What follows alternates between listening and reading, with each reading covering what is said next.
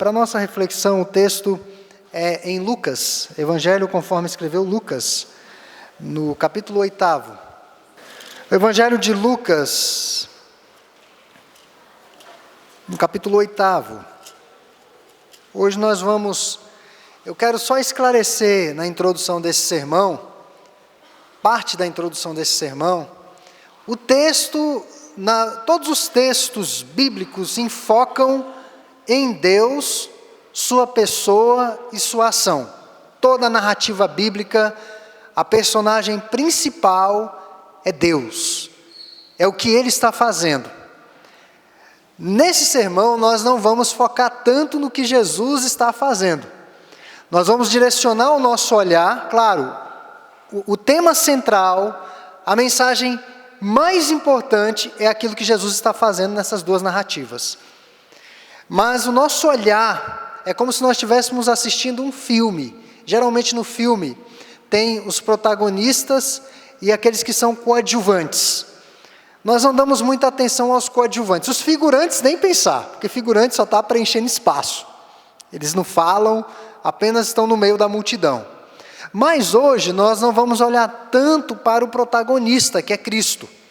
Nós vamos olhar para um coadjuvante, que é esse pai desesperado. Então, o nosso olhar estará nesse pai, mas lembrando que a mensagem central, principal, é Cristo e o que Ele está fazendo. Nós vamos apenas dar um enfoque diferente essa manhã. Então, no Evangelho de Lucas, no capítulo 8, a partir do verso 40, eu farei a leitura, e os irmãos irão acompanhar atentamente suas Bíblias. Eu vou ler, inclusive, a passagem que está paralela a essa situação de Jairo. Lucas 8, 40, nos diz assim: ao regressar Jesus, a multidão o recebeu com alegria, porque todos o estavam esperando. Eis que veio um homem chamado Jairo, que era chefe da sinagoga, e prostrando-se aos pés de Jesus, lhe suplicou que chegasse até sua casa, pois tinha uma filha única, de uns 12 anos, que estava à morte. Enquanto ele ia, as multidões o apertavam. Certa mulher que havia 12 anos vinha sofrendo de uma hemorragia, e a quem ninguém tinha podido curar, e que gastara com os médicos todos os seus haveres, veio por trás dele e lhe tocou na orla da veste, e logo se lhe estancou a hemorragia. Mas Jesus disse: quem me tocou? Como todos negassem, Pedro, com seus companheiros, disse: mestre, as multidões te apertam e te oprimem, e dizes: quem me tocou? Contudo, Jesus insistiu: alguém me tocou, porque senti que de mim saiu o poder. Vendo a mulher que não podia ocultar-se, aproximou-se trêmula e, prostrando-se diante dele, declarou à vista de todo o povo a causa porque ele havia tocado e como imediatamente fora curada. Então lhe disse: filha, a tua fé te salvou, vai-te em paz. Falava ele ainda quando veio uma pessoa da casa do chefe da sinagoga, dizendo: tua filha já está morta, não incomodes mais o mestre. Mas Jesus, ouvindo isto, lhe disse: não temas, crê somente, e ela será salva. Tendo chegado à casa, ninguém permitiu que entrasse com ele, senão Pedro, João, Tiago, e bem assim o pai e a mãe da menina. E todos choravam e apranteavam, mas ele disse: não choreis, ela não está morta, mas dorme. E riam-se dele, porque sabiam que ela estava morta. Entretanto, ele, tomando-a pela mão, disse-lhe em alta voz: menina, levanta-te. Voltou-lhe o espírito, ela imediatamente se levantou, e ele mandou que lhe dessem de comer. Seus pais ficaram maravilhados, mas ele lhes advertiu que a ninguém contassem o que havia acontecido. Um pai maravilhado com Cristo. Essa é a nossa temática essa manhã. Um pai maravilhado com o Senhor. Antes de entrarmos no nosso conteúdo de sermão, nós queremos, de fato, parabenizar todos os pais da nossa igreja. E até os pais que não estão diretamente vinculados à nossa igreja. Muitos filhos aqui. Então nós queremos parabenizar a todos e reconhecer especialmente o esforço daqueles pais que têm se dedicado à paternidade bíblica, criando seus filhos na correção e na admoestação do Senhor. Isso não é uma tarefa fácil, é uma tarefa muito difícil. A criança já vem programada para pirraça, a criança já vem programada para dar problema. E os pais são esse tipo de elemento que irá corrigir isso. E nós sabemos que é uma tarefa árdua, extremamente difícil. Cada filho tem boas e más lembranças de seus pais. Alguns pais, de fato, foram muito bons e muito amorosos, muito próximos de seus filhos. Quando eu me recordo do meu relacionamento com meu pai, o meu relacionamento com meu pai mudou ao longo dos anos. Meu pai é um pai raiz brasileiro. Foi um pai raiz brasileiro. Aquele pai duro. As correções eram gratuitas, abundantes. Às vezes nós não entendíamos o que estava acontecendo, o cinto vinha. Meu pai era assim. Ele não perdia uma surra. Não perdia mesmo.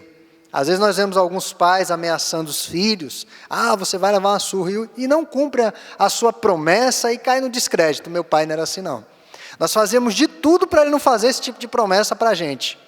Porque se ele fizesse, pode ter certeza que ia acontecer. Então, meu pai era esse pai raiz. Eu me lembro que na infância nós não fomos tão próximos. Na adolescência também não. Mas na fase adulta o meu pai se tornou meu melhor amigo. Engraçado isso. Ele se tornou meu melhor amigo. Os conselhos que eu não valorizava do meu pai na minha adolescência foram os conselhos que na minha fase adulta eu dei mais valor. Então esse relacionamento mudou com o passar dos anos. Mas tem filhos que não têm boas lembranças de seus pais. Nem na infância e nem na fase adulta. Outros pais, alguns pais foram bons, amorosos, mas outros pais foram violentos, abusivos, rudes, distantes da vida do lar.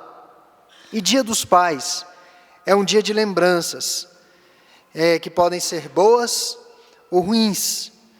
Para outros filhos, como eu, este dia é um dia de saudade, porque o pai já não está mais aqui. Deus já o levou. Então é um dia de muitas lembranças boas, um dia assim que a gente fica com o coração mais sensível. É de alegria, mas ao mesmo tempo de boas lembranças e às vezes uma ponta de saudosismo, uma ponta de saudade. Mas, a despeito de seu pai ter sido um bom ou um mau pai, é preciso ressaltar àqueles que sentem saudades também, da tristeza pelas memórias boas que têm de seus pais, que mesmo assim há um sentido especial nesse dia, mesmo que o pai não esteja aqui, mesmo que o pai não tenha sido tão bom. Este é o momento em que nós nos lembramos de um pai que sempre nos amou. Chama-nos a atenção que no Antigo Testamento, boa parte das expressões bíblicas direcionadas a Deus e o seu relacionamento amoroso com seus filhos está voltado para o sexo feminino. Eu vou dar um exemplo. Misericórdia. A palavra misericórdia significa literalmente a mãe que pega a criança e coloca para amamentar. Alimenta seu filho. E tem abundantes expressões no Antigo Testamento sobre o relacionamento de Deus com os seus filhos, com essa ênfase do relacionamento com a mãe e o filho. Mas a Bíblia não deixa de lado os homens. E às vezes nós temos a tendência de pensar em Deus como uma figura masculina. E no Novo Testamento isso fica bem ressaltado, em que Jesus se dirige a Deus Pai como Pai. E o apóstolo Paulo, na sua epístola aos Romanos, diz que os filhos de Deus, os filhos adotados, clamam Abba Pai, que é um termo muito carinhoso e de relacionamento próximo com Deus. Eu não sei se os irmãos percebem, mas isso aponta para a importância dos pais terrenos. Eles deixarão marcas nas vidas de seus filhos, que de certa forma poderão inspirá-los ou não a buscarem mais a Deus nesse relacionamento com o Senhor. Então, a despeito das experiências que nós tivemos nesta vida, nós temos um Pai que nunca nos abandonou, nós temos um Pai que tem trabalhado e operado ao nosso favor antes mesmo do nosso nascimento. E este Pai é o nosso Deus. Este é o nosso Pai. Então, meus irmãos, na introdução desse sermão eu quero deixar essas observações, né? Lembranças, homenagens, lembranças ruins, mas a despeito disso, a mensagem maior é que nós temos um Pai celestial. O Dia dos Pais foi oficializado nos Estados Unidos no 3º domingo de junho, desde 1966. Em períodos mais remotos, as pessoas comemoravam o Dia dos Pais. Mas ele foi oficializado, colocado no calendário, como um dia de homenagens, no 3º domingo de junho de 1966. E essa manhã nós vamos meditar nas características de um pai maravilhado com Jesus. A primeira característica é que um pai maravilhado com Jesus está sempre aos pés do Redentor. Verso 41. Nos diz que eis que veio um homem chamado Jairo, que era chefe da sinagoga, e prostrando-se aos pés de Jesus, lhe suplicou que chegasse até sua casa. Jairo tinha filha única, de 12 anos. O texto bíblico nos fala no verso 42 que essa jovem estava à beira da morte. Sua linhagem, irmãos, em outras palavras, estava se extinguindo. Não era tão somente a perca da filha, o que já era um choque imenso. Quem já perdeu filhos ou coisa assim, ou acompanhou pessoas que perderam filhos, sabem que a dor é quase que incurável, é uma ferida aberta que precisa ser tratada constantemente pelo Senhor. Mas havia um costume naqueles dias que a linhagem deveria seguir. É aquela velha preocupação que nós temos: o que será da vida depois que eu partir? O que será daquilo que eu construí, daquilo que eu estou construindo depois que eu for embora deste mundo? O que será da igreja que eu participo?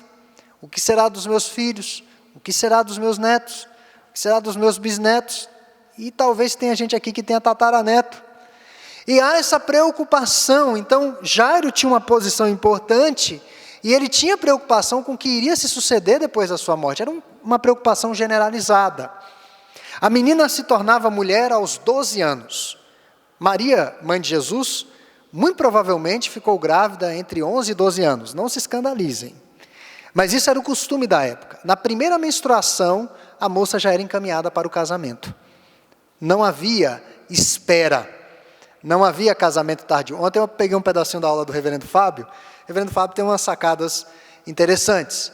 A Bíblia fala que nós temos que desfrutar e nos regozijar com a mulher da nossa mocidade, não com a mulher da nossa meia-idade. Hoje está meio assim, é meia-idade. Então, a menina já menstruava e já era encaminhada ao casamento. E veja, irmãos, que olhamos para essa jovem como uma flor que estava secando antes mesmo de desabrochar. Estava morrendo.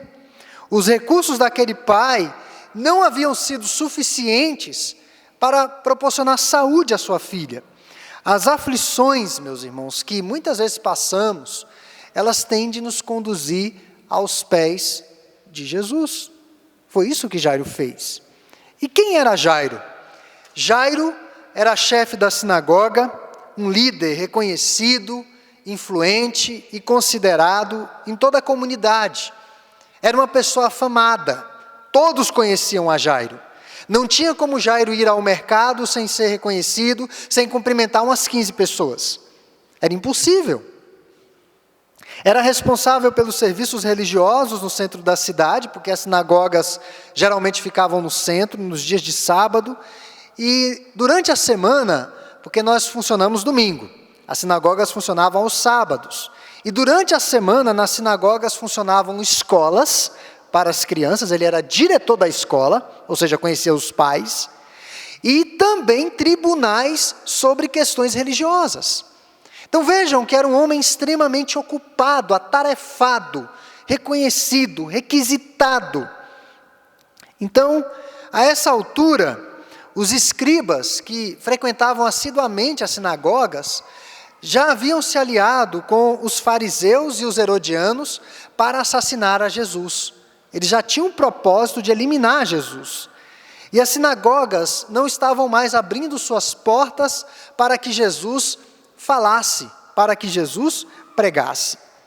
Os irmãos estão percebendo o tanto de barreiras, o tanto de situações que Jairo teve de superar para estar aos pés de Jesus?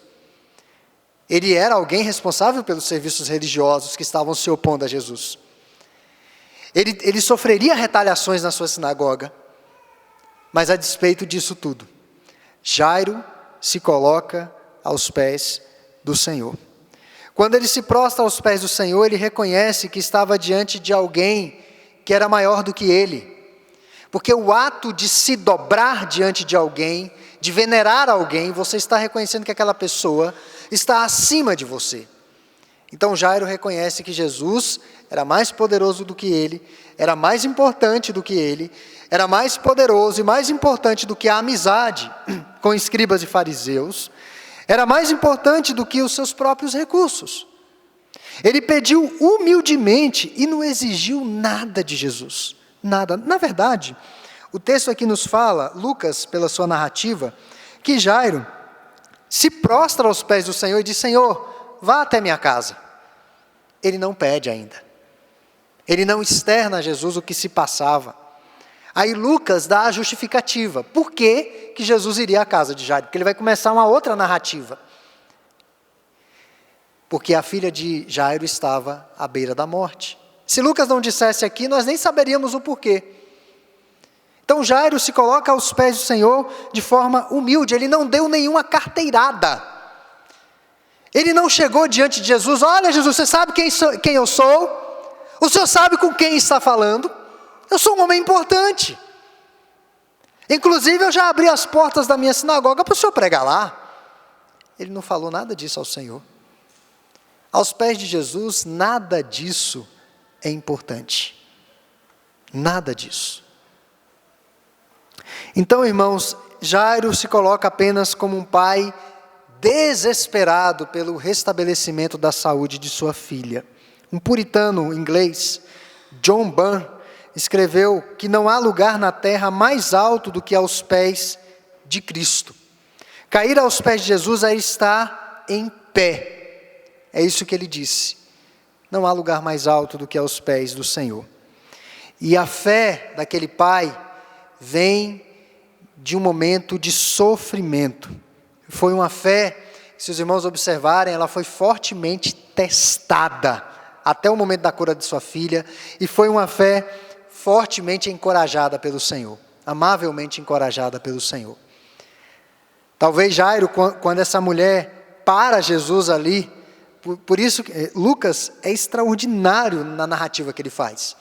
Ele poderia colocar a narrativa da mulher do fluxo de sangue antes, mas ele faz questão de dizer dessa agenda atarefada de Jesus, e talvez Jairo, no momento da cura dessa mulher, pudesse ficar mais ansioso ainda. Mas não, irmãos. Jairo foi seguindo com o Senhor. Então, a primeira lição de um pai maravilhado com Jesus é que ele está sempre aos pés do Senhor. A segunda lição é um pai que ora por seus filhos, pelas reais necessidades de seus filhos. E a indagação que eu quero fazer aqui, antes de entrarmos nas considerações textuais, como pai cristão, você tem orado pelos seus filhos? Eles são alvo das suas orações? No momento que você está diante de Deus, individualmente orando por eles? Nós percebemos atualmente que as mulheres têm essa preocupação, mulheres que perdem noites de sono, que fazem, eu não sou muito chegado a isso, né, e também não é muito bíblico, campanhas pelos seus filhos, mas na verdade nós temos que orar pelos filhos. A intercessão no verso 41, né? E mais adiante, Jairo pede sim por sua filha. Jairo não suplicou diretamente pela cura da filha, mas Jairo suplicou pela presença de Jesus na sua casa. Porque ele sabia que Jesus estando presente na sua casa, o livramento iria ser provido. Deus confere aos pais cristãos, aos homens, estou falando dos homens, uma responsabilidade sacerdotal intransferível. Intransferível. Cabe ao pai ensinar. Aos homens, eu estou falando para os homens. Tem um pastor que está despontando nacionalmente, é um homem de Deus, eu pretendo trazê-lo aqui, da IPB, reverendo Felipe Fontes, é um pastor jovem, e ele contava que certo dia ele foi à escola de sua filha, foi chamado lá, e a escola virou para ele e agradeceu, né, porque ele tinha entregado uma filha extremamente educada e empenhada na escola, comportada, etc. Não é que ele está endeusando a filha dele deve ter problemas de pecado também, mas, assim, era uma menina diferenciada, extremamente aplicada. E a escola estava agradecendo pela parceria na educação da filha dele. Aí ele virou para a diretora da escola, agradeceu pelos elogios à filha e disse, não, nós não temos parceria coisa nenhuma na educação da minha filha. A educação da minha filha é responsabilidade minha, não é responsabilidade da escola, não existe parceria nisso daqui. É algo que Deus conferiu para eu fazer, e não para a escola. A escola vai propiciar uma instrução para que ela tenha uma formação nas ciências regulares, gerais, e tenha a profissão. Mas a educação é responsabilidade minha, não existe parceria nisso. Não existe. É o conceito que se tem hoje de se delegar tudo que diz respeito aos filhos. Os pais não educam mais, eles delegam a escola para educar. A escola não educa. Quem educa são os pais.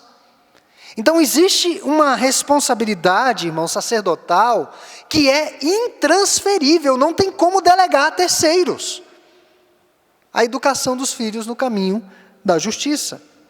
E os pais têm de promover a presença de Jesus em suas casas, abrindo espaço para a leitura e reflexão do Evangelho, pelo diálogo aberto, informal, sobre Jesus e diversos temas, pela oração, pelo acolhimento de pessoas comprometidas com Jesus, pela abertura das portas de suas casas para as reuniões, uso de literaturas e filmes cristãos.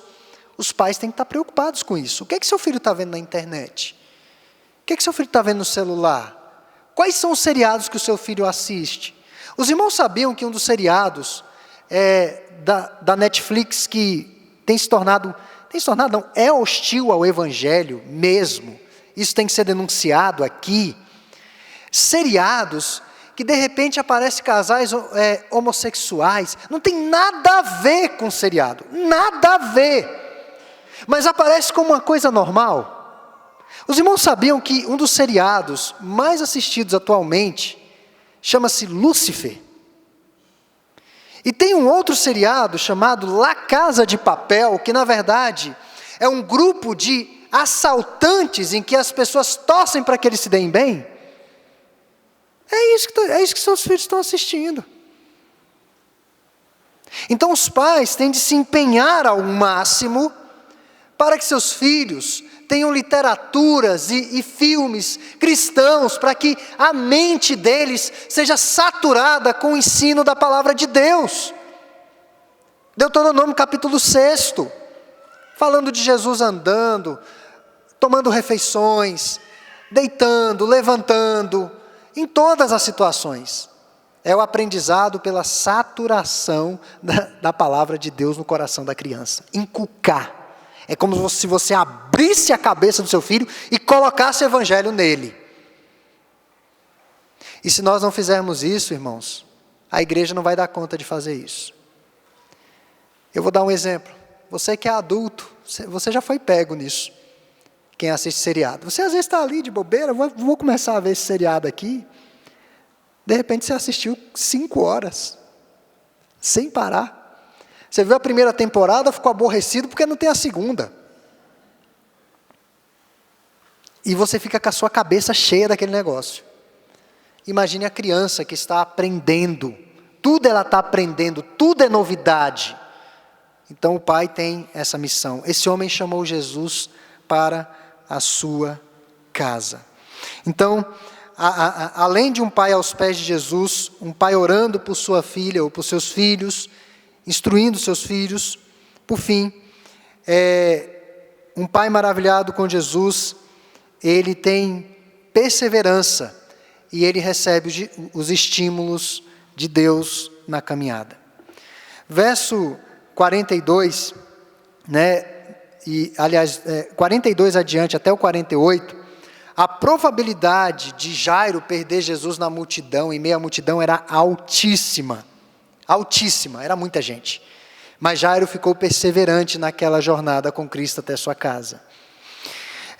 Quando ele viu a grandeza do sofrimento daquela mulher, o tamanho do milagre que Jesus fez na vida daquela mulher, ele ficou estimulado pelo Senhor. Ele ficou motivado pelo Senhor. Então veja que perseverança e estímulos que vêm dele, do próprio Deus. E Jairo, no verso 49, é um verso chave aqui.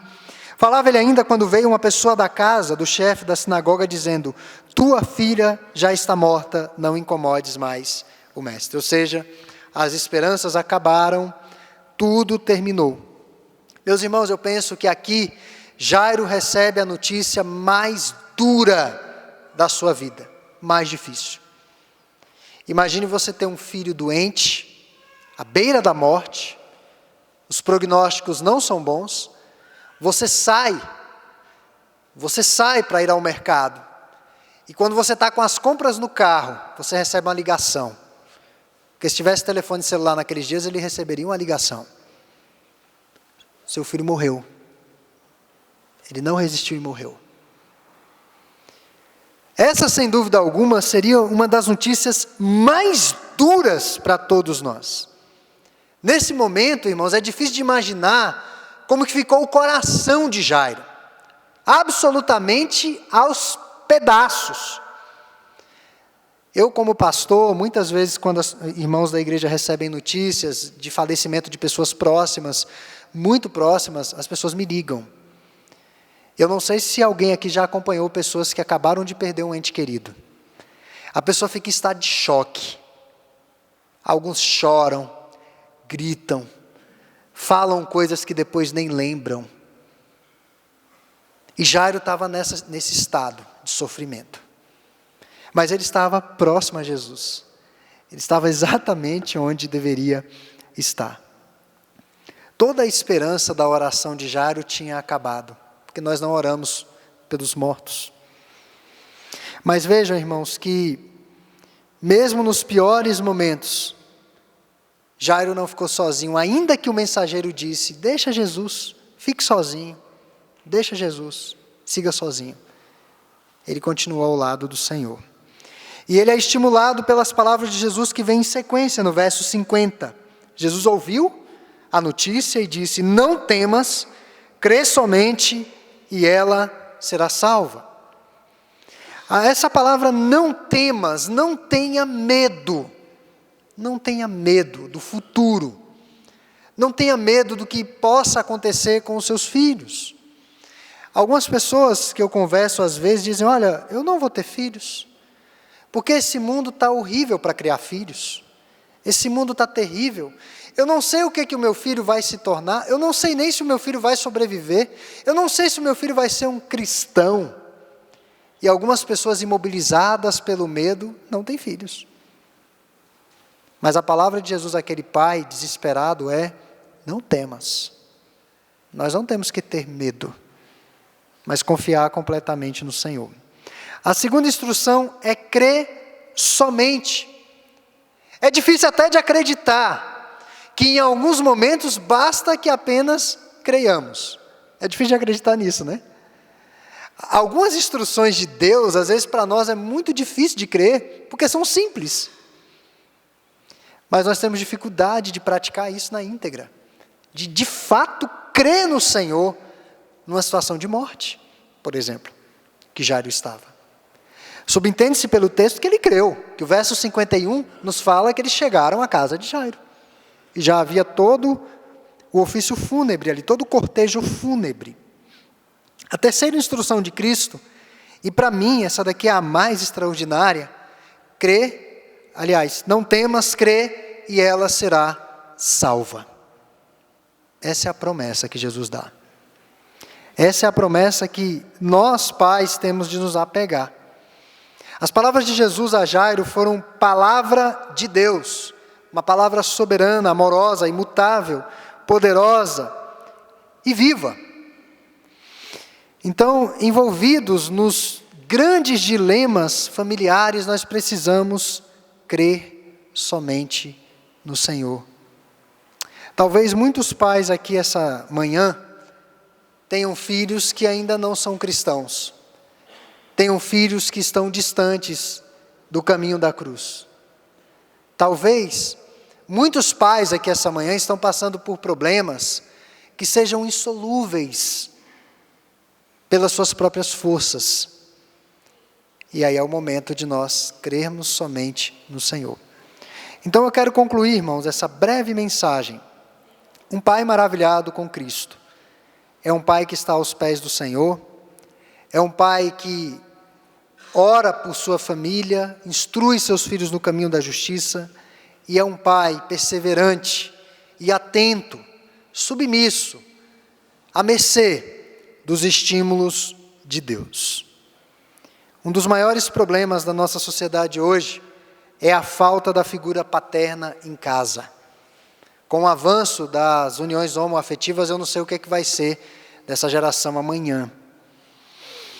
Então, um estudo recentemente realizado no norte da América sobre os efeitos de pais ausentes na sociedade americana, seja a ausência física, seja a ausência emocional, seja, enfim, às vezes o pai está lá fisicamente presente, mas emocionalmente ausente, não se envolve com nada.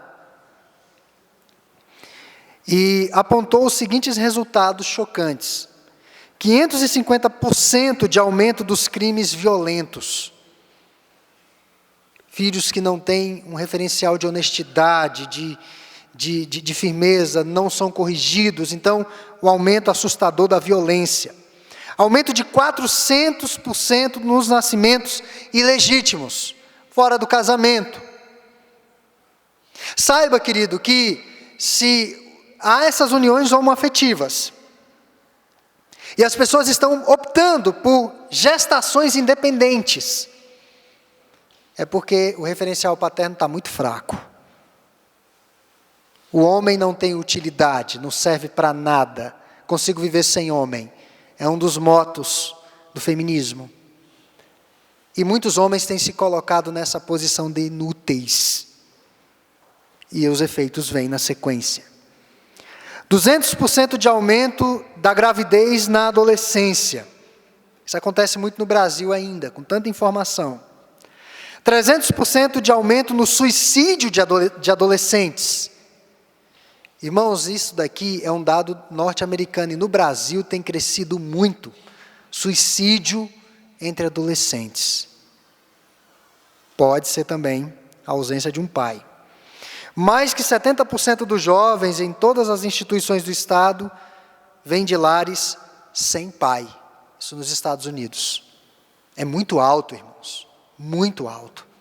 Ou a mãe cria sozinha, o pai encontra o filho no McDonald's para comer aquele hambúrguer horroroso.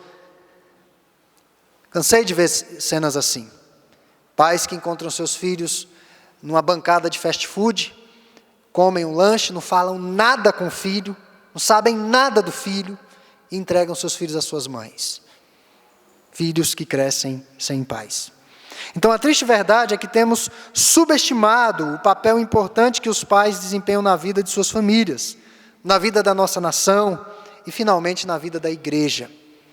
Que Deus, na sua misericórdia, continue levantando homens que assumam o seu papel, homens que não recuam, que não retrocedem, assumem a liderança em casa, assumem a liderança na igreja, assumem a liderança na sociedade, homens que sejam relevantes. Se meu filho se lembrar de mim quando eu morrer, pelo menos 50% de como eu me lembro do meu pai, eu já estarei realizado. Porque eu tive um pai de verdade. Então, eu acho que essa deve ser a nossa inspiração para que possamos prosseguir nessa missão que não é fácil, é uma missão difícil. É fácil se ocultar, é fácil virar um jacaré no sofá em casa, é fácil procurar outras coisas para fazer. Mas que Deus nos ajude a termos coragem e vivermos para a glória dele e sermos um exemplo de inspiração para os nossos filhos. Amém.